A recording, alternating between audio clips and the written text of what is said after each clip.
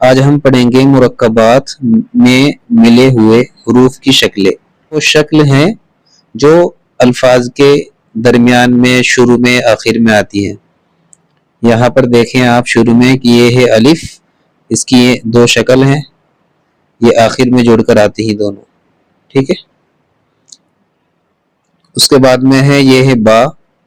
با کی دو اور شکل ہیں، یہ شارٹ فارم بھی ہم ان کو بول سکتے ہیں. بس ہم اس کو نقطے سے پہچان سکتے ہیں، ایک لکیر دے پھر اس کے نیچے نقطہ دے دیں تو یہ با بن جاتا ہے. یہ ہے تا. تا کی یہ تین شکل ہیں، ہم اس کو نقطے سے پہچان سکتے ہیں.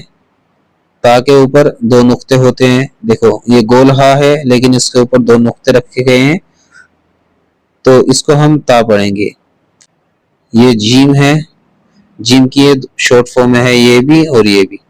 ٹھیک ہے، اچھے سے اس کو پہچان لیں. یہ ہے دال. ٹھیک ہے، دال اگر آخر میں جڑ کر آئے گا الفاظ کے ساتھ تو اس طرح کا ہوگا. یہ عین ہے. ٹھیک ہے، یہاں پر دیکھیں آپ، یہ پورا عین ہے اور یہ شارٹ فارم ہے، یہ بھی شارٹ فارم ہے اور یہ بھی شارٹ فارم ہے. ٹھیک، الفاظ کے اگر بیچ میں آئے گا تو اس طرح کا عین ہوگا. ٹھیک، اس کے بعد میں فا. فا کو ہم نقطے سے پہچان سکتے ہیں اور یہ فا کی شارٹ فارم ہے، یہ شروع میں آئے گا اور یہ الفاظ کے بیچ میں آئے گا. یہ ہے کاف. کاف کی دو اور شکل ہیں، ایک یہ اور ایک یہ. ٹھیک ہے. یہ ہے لام. لام کی دو اور شکل ہیں، ایک یہ لام ہے اور ایک یہ شارٹ فارم. ٹھیک ہے. یہ ہے میم. میم کی دو اور شکل ہیں، ایک یہ ہے اور ایک یہ ہے. ٹھیک ہے.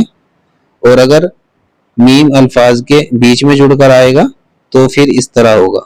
ٹھیک، یہاں تک. یہ ہے نون.